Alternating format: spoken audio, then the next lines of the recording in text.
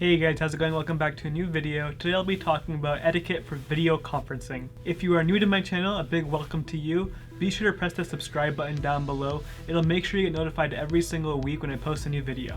Now jumping right into it, rule number 1 is always mute yourself both for audio and video whenever you need to. Unless you're in a dedicated office space within your house, please mute your microphone when you aren't talking.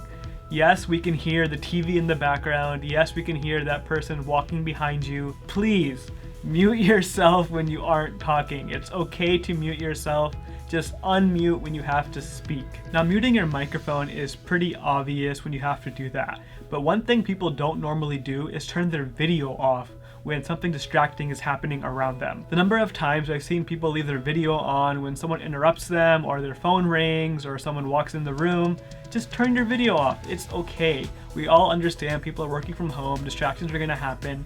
Turn your video off and turn it back on when the environment is clear around you. Now, with that being said, you should have your video on if you are able to. It makes it much more personable to be talking to someone who is actually with their video on than with some blank space on the screen. So please keep your video on if you can, but it is okay to turn it off if something is happening around you. A quick little pro tip to help with this rule is just change your default settings. Have it set so when you join a meeting, your video and your microphone are always turned off by default. That'll prevent any surprises and will always make sure you're prepared to press that on button. Now, rule number 2, always talk into the camera when you're on a video conference. A lot of people have 2 different screens, one for video conferencing and one for working. But the last thing you want to do is be talking into the wrong screen like you're having a conversation with somebody else when in reality the person you're talking to is over here. So put the camera where you're going to be talking and looking into all the time.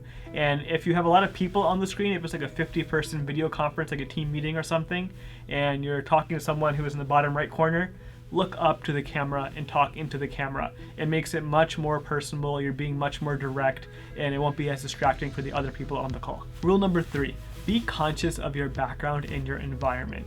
You want to put yourself in a professional location, and you don't want to be taking meetings from your bedroom where there's a pile of laundry next to you or a bunch of paper scattered everywhere. Try to have a neat and clean environment around you. Everything around you will be a reflection of who you are as a person. So be conscious of what you're broadcasting into the meeting and use it as an opportunity to showcase who you are.